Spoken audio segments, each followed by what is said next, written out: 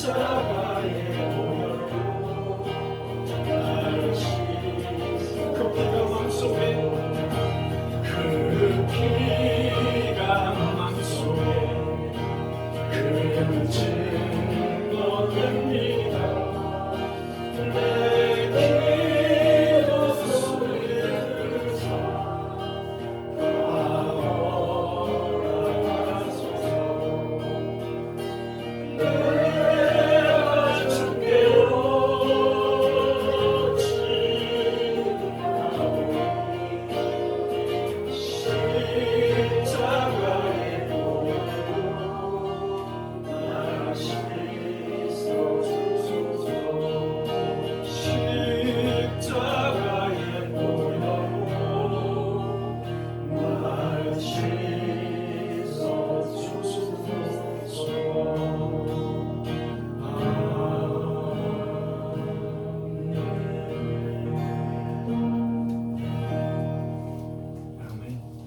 오늘의 성경 말씀을 보도록 하겠습니다. 오늘의 성경 말씀은 누가복음 16장 22절에서 31절의 말씀입니다. 누가복음 16장 22절에서 31절의 말씀 여러분과 함께 교독하도록 하겠습니다.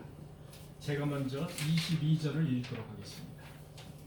이에 그 거지가 죽어 천사들에게 받들려 아브라함 품에 들어가고 부자도 죽어 장사되매 그가 우베에서 고통 중에 눈을 들어 멀리 아브라함과 그의 품에 있는 나사로를 보고 불러가로되 아버지 아브라함이여 나를 긍휼히 여기사 나사로를 보내어 그 손가락 끝에 물을 찍어 내 혀를 서늘하게 하소서. 내가 이 불꽃 가운데서 괴로워하나이다. 너희와 우리 사이에 큰 운동판이가 놓여 있어 여기서 너희에게 건너가고자 하되 갈 수 없고 거기서 우리를 건너올 수도 없게 하였느니라. 이르되 그러면 아버지여 구하노니 나사로를 내 아버지 집에 보내소서.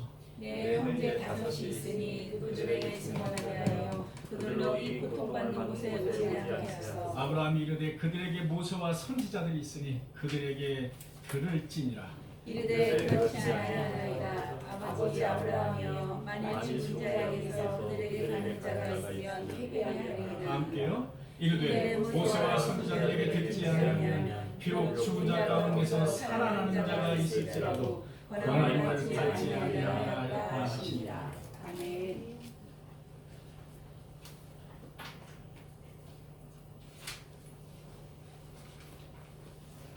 마이크 좀 조금만 켜주시겠어요? 좀 작아서 조금만 켜주세요. 네, 조금만요. 예, 감사합니다. 오늘은 여러분과 약간 무거운 설교 그 말씀을 제목으로 삼았고요. 이 말씀은 우리 신자들에게는 아주 중요하고 아주 근본적인 말씀인데 목사님들이 이런 말을 잘 안 하려고 하기 때문에 우리들이 이런 말씀을 어디에서 그렇게 쉽게 접하기가 쉽지는 않습니다. 찾아보면 있겠지만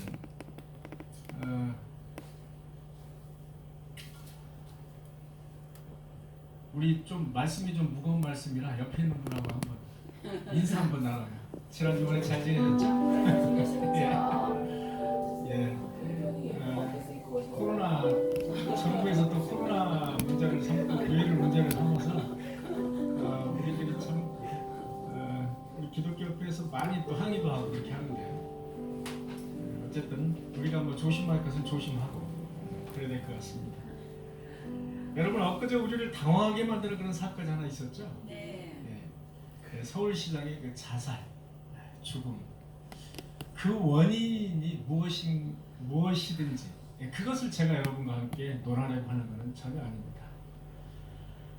CCTV를 통해서 제가 이제 동영상 그분의 그 모습을 보니까 그분은 이제 등산복을 입고 모자를 푹 이제 모르게 모자를 눌러 쓰고 마스크를 끼고 부지런히 어딘가 향하는 모습을 보게 되었습니다.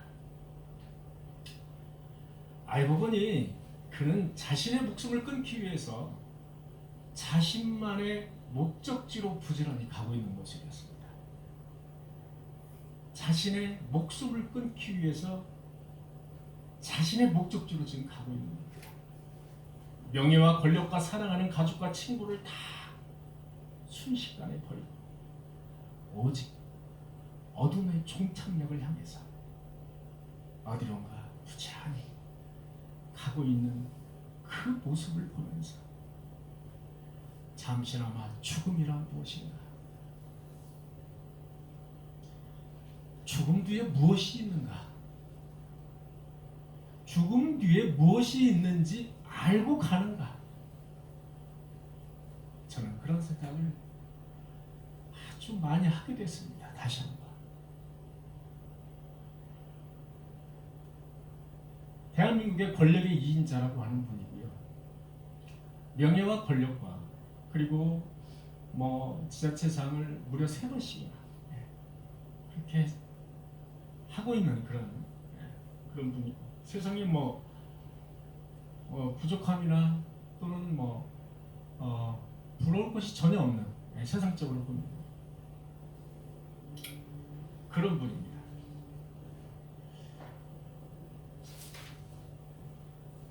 그렇다면 하나님을 믿는 나에게 죽음이란 무엇인가?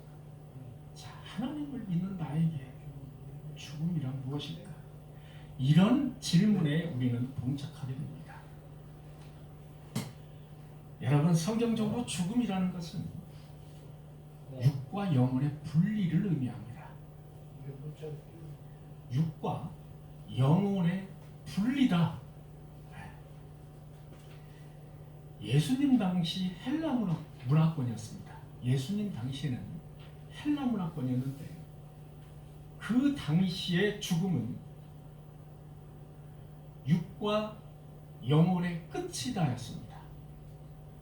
육과 영혼의 끝입니다. 그래서 이 세상에 살아있을 때 마음껏 즐기고, 이 세상에 살아있을 때 쾌락과 마음껏 자기가 즐길 수 있는 건 즐겨 살아야 된다는 그런 주의였었습니다. 자, 한국은 전통적으로 불교 문화권이었습니다. 여러분 잘 아시다시피 불교는 어떻습니까? 그의 삶의 업보에 따라서 개로 태어나기도 하고, 소로 태어나기도 하고, 사람으로 태어나기도 하고, 공주로 태어나기도 하고, 업보에 따라서 윤회설입니다. 우리는 그래서 동양권에서 윤회설이 상당히 낯이 익습니다. 그러나 여러분, 교리적으로 볼 때 육체적 죽음은 신자나 비신자나 죽음은 육체와 영혼의 분리를 의미한다. 그리고 육체는 최후의 심판 때까지 무덤에 거한다. 여기서 무덤이라는 말은 상징적인 무덤을 의미하는 겁니다. 요즘은 화장을 많이 하기 때문에 꼭 무덤에다 안치하는 것은 아니죠. 그것이 무엇이 됐든 간에 흙으로 돌아간다는 것을 의미하는 겁니다. 육체는 바다에 뿌리든 나무 밑에 뿌리든 공중에 날리든 흙으로 돌아가게 되어 있는 겁니다. 자, 그러면 영혼은 어떨까요? 우리의 영혼은 지상에서 살아있는 상태와, 지상에서 살아있는 상태, 그리고 예수 그리스도의 부활의 상태, 그 중간에 있다. 그래서 중간 상태다라고 이야기합니다. 자, 우리가 육체와 영혼이 분리되게 되면 우리 영혼은 어떤 상태냐? 중간 상태라고 부릅니다. 신학적으로.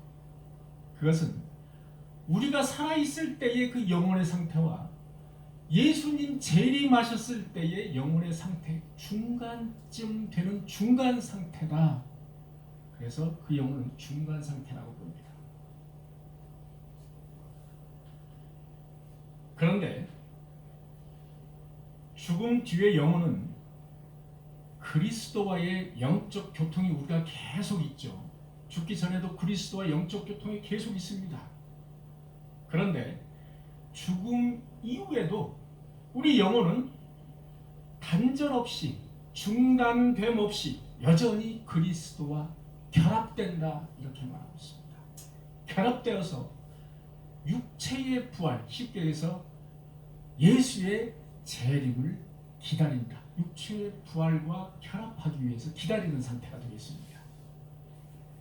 그래서 영혼은 죽거나 소멸되지 않고 의식과 판단과 그 마음이 여전히 존재한다는 겁니다. 죽더라도 의식과 판단을 할 수 있고 마음이 있다는 겁니다. 우리 영혼에. 그것이 여전히 존재한다는 겁니다. 저는 건전한 우리 기독교 교단의 교리적인 면에서 여러분들에게 지금 이제 설명을 하고 있습니다. 이것이 어디에서 툭 튀어나온 것은 아니고요. 성경을 아주 압축한 그런 것이 교리라고 말씀드렸죠. 그 교리적인 면에서 여러분에게 일단 말씀을 드리고 있는 겁니다. 자, 신자는 죽음과 동시에 즉시 그의 영혼이 하나님께로 이동합니다. 자, 신자는 죽음과 동시에 즉시 그의 영혼은 하나님께로 이동합니다. 자, 그것이 바로 첫째 부활의 영광에 참여한다. 이렇게 이야기를 합니다.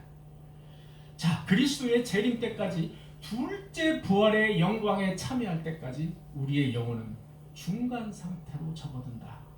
이렇게 말을 합니다.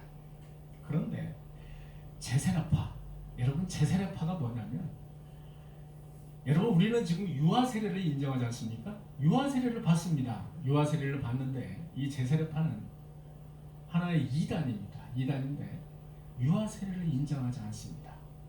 그래서 유아 세례를 받은 사람들은 다시 세례를 받아야 된다. 재세례를 받아야 된다. 그래서 제세례파입니다. 그래서 사람이 죽으면 영혼도 그리스도의 재림 때까지 쭉 잔다라고 표현하는 것이 바로 제세례파입니다. 즉 제세례파는 사람이 죽으면 영혼도 잠을 잔다. 언제까지? 예수 그리스도의 재림 때까지 잠을 잔다. 활동을 멈춘다. 이게 제세례파입니다. 자, 카톨릭에서는 뭐라고 하고 있습니까? 여러분 잘 아시는 바와 같이 예수를 잘 믿고 죽으면 예수를 성자처럼 믿고 죽으면, 그러니까 지상에서 성자라고 받던 사람들, 성자처럼 믿고 죽으면 곧바로 그 영혼은 하늘나라에 간다. 천국에 간다.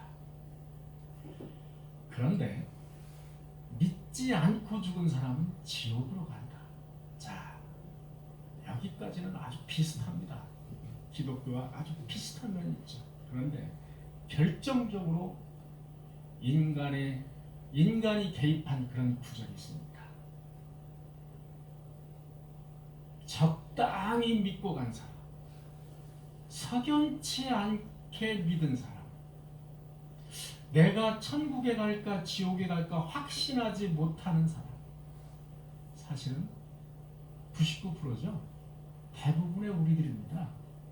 대부분의 우리들이 사실은 이 세상에 살면서 그런 마음을 가지고 삽니다. 아마도 제가 볼 때는 10% 미만의 사람들이 확신을 가질 수 있겠죠. 그런데 대부분의 사람들은 내가 지금 죽으면 천국에 곧바로 나의 영혼이 올라갈 수 있을까? 이런 의구심을 가지고 산다는 겁니다. 그래서 천주교는 이것을 교묘하게 활용을 했습니다. 활용을 해서 이렇게 미적미적거리며 신앙생활한 사람, 석연치 않게 신앙생활한 사람은 곧바로 천국에 가지 않고 연옥으로 간다. 연옥이라는 곳에 간다. 연옥은 뭐냐? 중간 연계다. 천국과 지상의 중간 연계로 영혼이 간다. 거기에 모여서 그 사람의 업보에 따라서 거기에서 여러 가지 이제 징계도 받고 그렇게 한 다음에 다시 이제 천국으로 가든 지옥으로 가든 그렇게 나뉘어진다라는 겁니다. 자, 이 천주교 카톨릭에 의하면 예수 믿으라는 전도를 다시 한번 받는다라는 겁니다. 자, 사람이 죽으면 다시 한번 예수 믿을 기회가 있다라고 이야기를 하는 겁니다. 거기에서 예수를 믿으면 다시 예수를 잘 믿으면 천국에 간다는 겁니다. 그리고 그 망자를 위해서 우리 가족이나 신자들이 망자를 위해서 기도하고 헌금하고 공을 들이면 그 연단, 거기서 받는 그 징계의 연단의 횟수가 확 줄어든다. 그 공로에 따라서 연단의 횟수가 확 줄어든다. 이런 인간이 개입을 한 겁니다.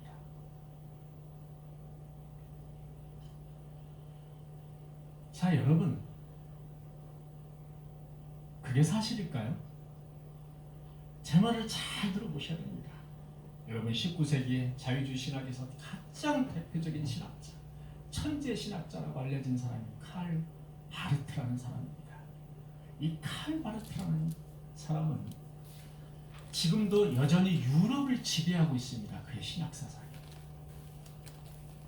이 칼 바르트는 만민화해론에서 예수께서 십자가에 죽으실 때 모든 인류의 죄, 우리가 가지고 있는 죄는 객관적으로 하나님과 화해되었다. 이렇게 표현을 했습니다. 자, 이 말이 상당히 아주 애매모호한 겁니다.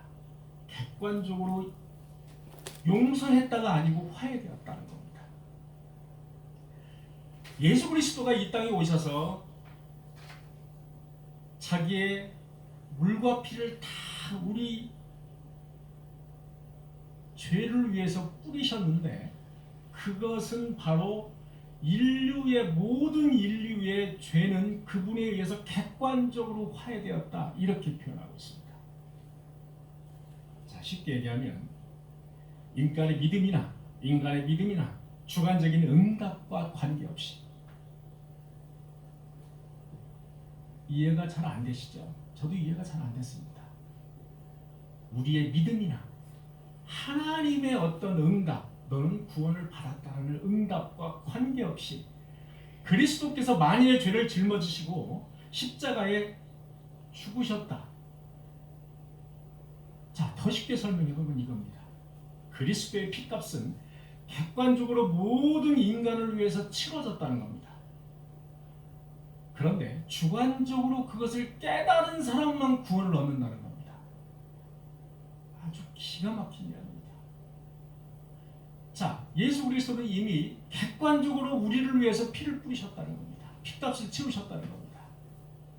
그런데 그것을 깨달은 사람만 구원을 얻는다. 이거 정말 기가 막힌 이야기입니다. 이런 기가 막힌 이야기를 칼 바르트가 해서 유럽은 지금 나도 구원을 받았다. 너도 구원을 받았다. 대충 해도 다 구원을 받는다라는 겁니다. 만인 구원설이 바로 여기에서 등장하게 되는 겁니다. 자, 만인 구원설. 인간으로 태어나서 죽으면 모든 사람은 구원을 받는다. 만인 구원설입니다. 이것은 바로 칼 바르트의 만인 화해론에서 나온 겁니다. 만인 구원설. 자, 다 구원을 받는 겁니다. 예수 그리스도는 이 땅에 오셔서 모든 인류를 위해서 피값을 주신 겁니다. 그래서 우리는 굳이 예수를 믿지 않아도, 교회를 굳이 시간 내서 그렇게 다니지 않아도 우리는 이미 구원받은 사람들이야. 이 사상이 지금 전 유럽을 지배하고 있는 겁니다. 만인 구원설. 그래서 전도할 필요가 없습니다.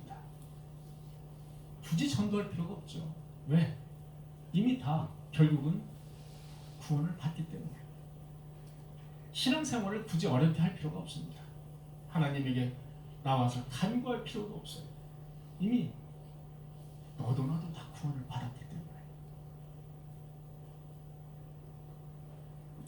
과연 그게 사실일까요? 자, 우리는 죽음을 말할 때 성경에서 성경을 근거로 죽음을 말해야 됩니다. 성경을 벗어나서 그럴듯하게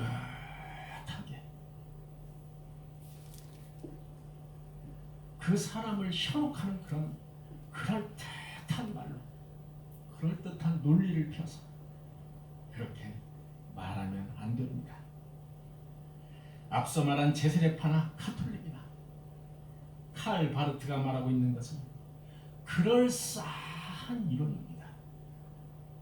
성경의 말씀을 약간 가미를 하고 사람의 그 속마음을 또 유혹을 해서 그럴싸하게 그렇게 말하고 있는 것일 뿐입니다. 여러분, 영혼은 죽지 않습니다. 맞습니다. 왜냐하면 인간의 영혼은 하나님의 생기로 구성이 되어 있기 때문입니다. 창세기 2장 7절을 보면 여호와 하나님이 땅의 흙으로 사람을 지으시고 생기를 그 코에 불어넣으시니 사람이 생명이 되니라 이렇게 나와 있습니다.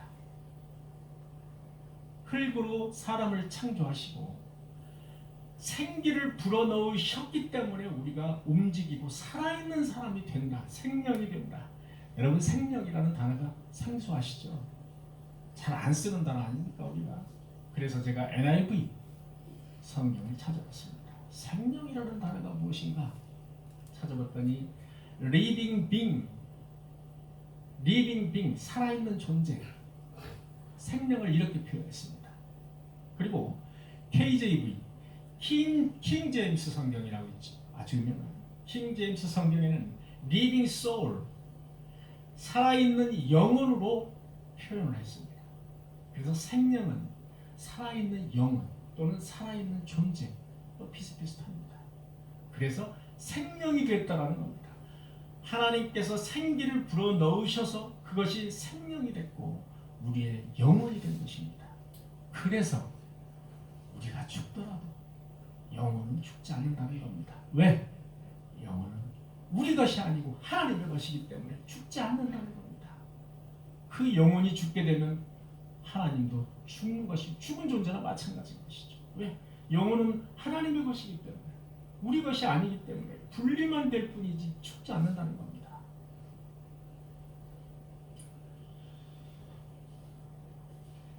여러분, 누가복음 16장의 부자와 나사로 사건, 여러분 이 비유 누구나 다 알고 있습니다. 이 비유를 어떻게 보십니까?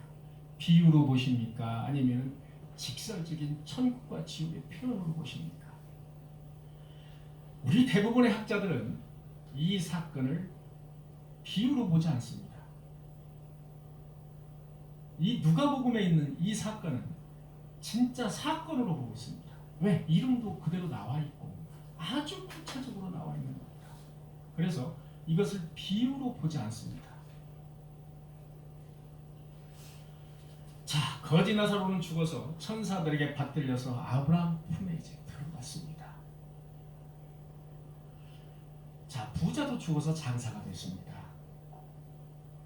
그런데 부자는 이 세상에 살면서 하나님을 믿지도 않고 아주 지독한 그런 하나님의 말씀과 배치되는 사람이었음을 우리가 볼 수 있는 겁니다.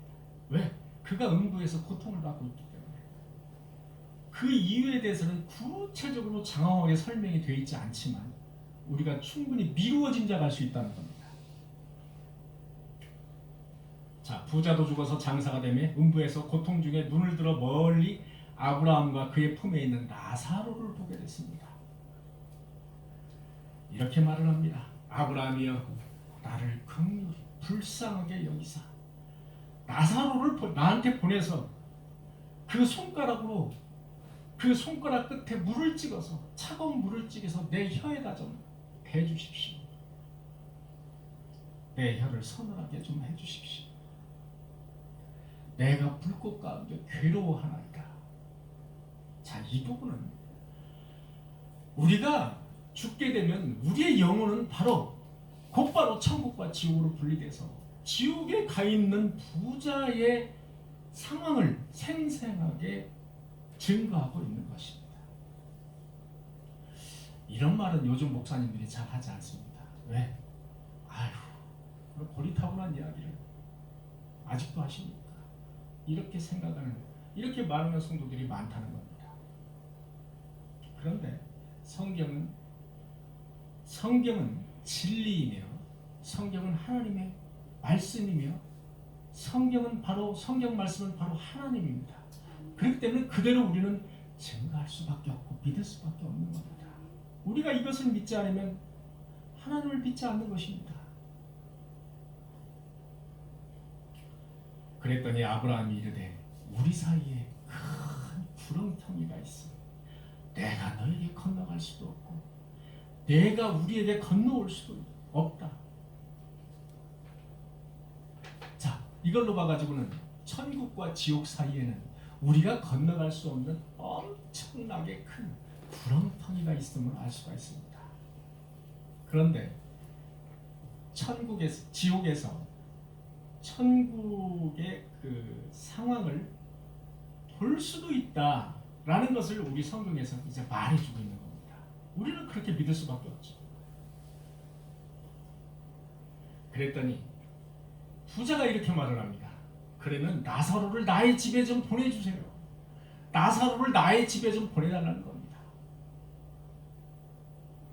내 형제가 5명이 있는데 그들에게 증언 좀 하게 해주십시오. 나사로가 우리 집에 가서 증언 좀 하게 해달라는 겁니다. 어떻게? 뭘 증언하게 해달라는 겁니까? 고통받는 이곳에 오지 않도록 너희도 하나님을 잘 믿어라 라고 증언을 좀 하게 해주십시오.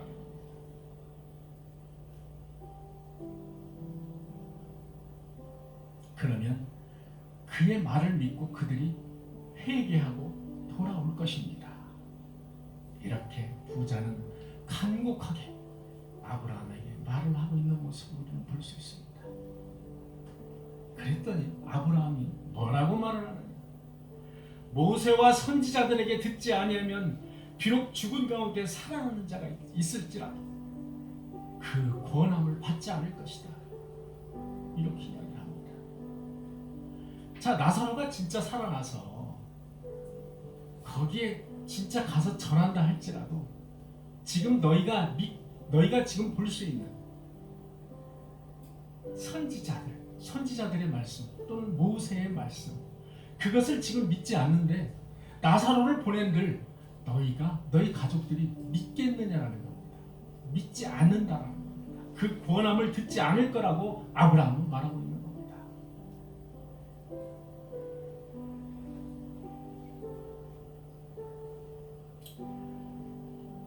분명한 것은 한 번 죽어서 천국과 지옥에 간 영혼이 다시 그 사람에게 권면하기 위해서 돌아오는 일은 없다는 겁니다. 한 번 죽으면 영혼과 육체가 분리돼서 그 영혼은 어떤 귀신이 되거나 부천을 떠돌거나 그렇게 해서 우리에게 다시 충고를 주기 위해서 내가 천국에 가봤더니 이러이러하더라. 그러니까 너희 하나님 말씀 잘 들어라. 내가 천국에 갔더니 이러이러하더라. 라고 말하는 영혼이 있을 수가 없다는 겁니다. 왜? 이미 천국과 지옥으로 갈라지면 오지도 가지도 못한다는 겁니다. 그것이 바로 성경적입니다.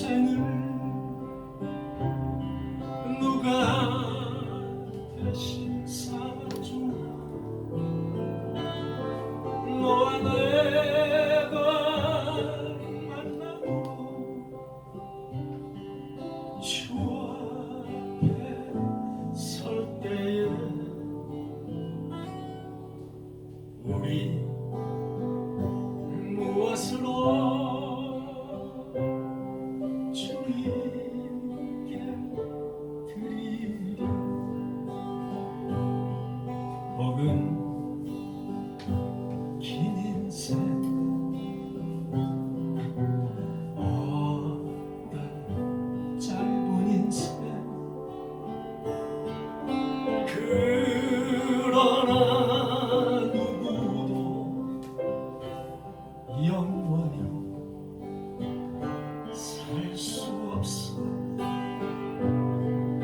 천국이 없다면 인생이란 허무한 너와 내가 영원으로 만날 수 없다면 우리 이별을 어떻게 견딜까?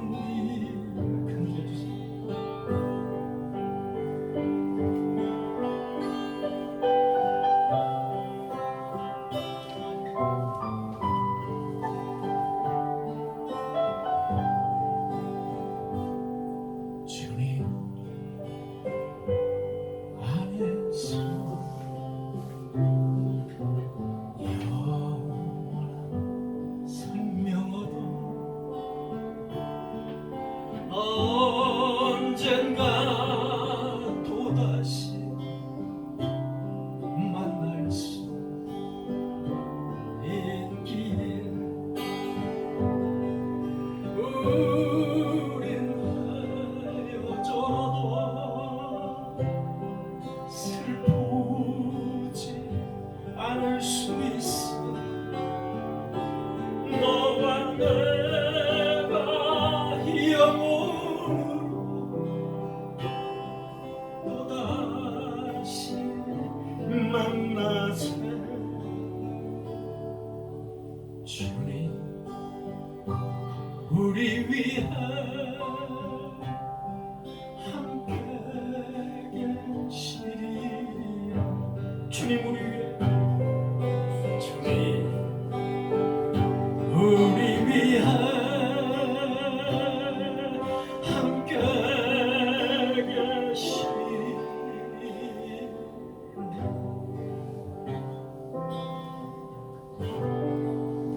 할렐루야.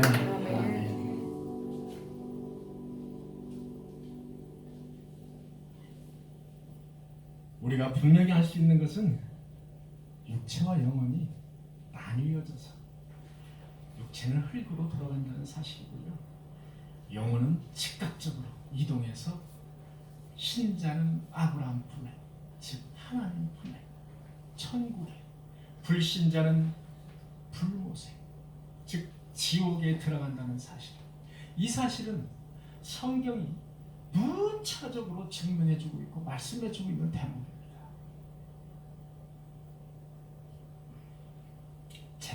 제세례파처럼 영혼이 잠자는 것도 아닙니다. 가톨릭처럼 우리 영혼이 중간 영계에 들어가서 머무는 것이 아닙니다.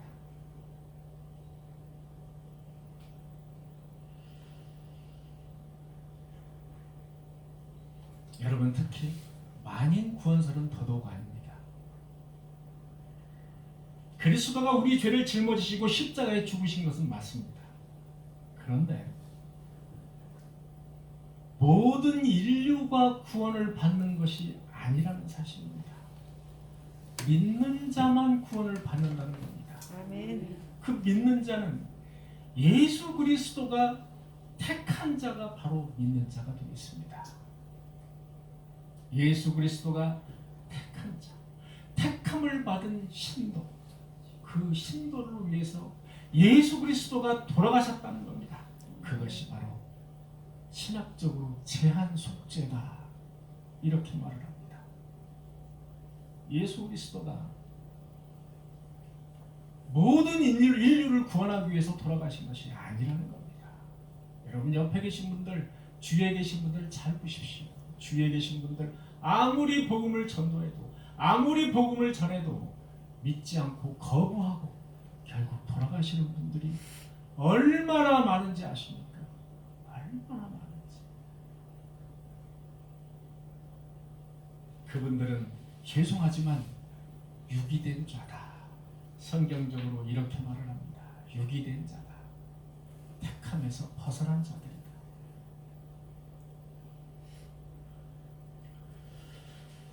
성경을 보면 인간은 죽을 수밖에 없는 피조물이라는 것을 쉽게 알 수 있습니다. 창세기 2장 17절에 보면 선악을 알게 하는 나무 열매는 먹지 말라, 먹는 날에는 반드시 먹는 날에는 반드시 죽는다. 그래서 불순종이라는 죄로 인해서 인간은 반드시 죽게 되어 있는 존재로 타락했습니다. 우리 인간은 스스로 선을 행할 수 없습니다. 우리 인간은 스스로 하나님의 구원에 다가갈 수 없는 존재로 전적 타락을 한 것입니다. 그래서 하나님의 택함을 받고 하나님의 은혜를 힘입어야 우리가 선한 일을 할 수 있고 하나님 앞에 나아갈 수 있는 존재가 된다는 겁니다. 이것이 매우 중요하다. 매우 중요하다.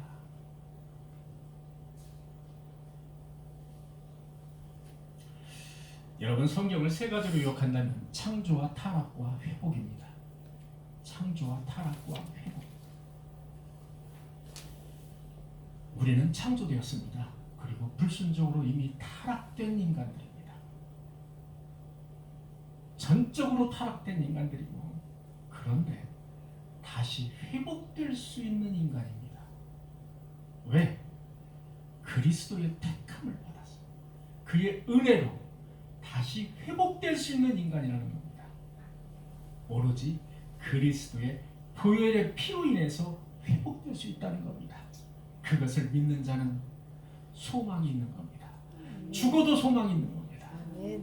제가 그분의 동영상을 보면서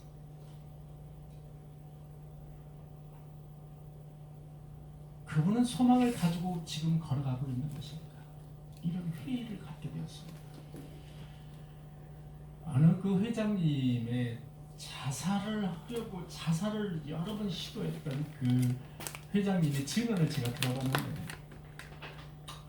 이분이 이제 몸이 이제 안 좋아져서 도저히 이제 내가 살아갈 가능성이 없었던 겁니다. 그래서 아파트에 사셨는데, 자, 베란다에 내가 가서 어떻게 하면 내가 빨리 자살을 할 수 있을까? 이것이 나의 목표가 되었다는 겁니다. 그것이 나의 목표라는 거예요. 그러니까 집에는 항상 부인이 있었어요. 그것을 의심해서 부인이 있었는데, 부인이 있기 때문에 거기 나가지 못하는 겁니다. 그래서 어느 날 부인이 잠시 한우를 파는 사이에 불리하게 현관문을 열고 베란다에 가서 몸을 던지기 위해서 확 현관문을 열고 이제 몸을 던지려고 갔는데, 여러분,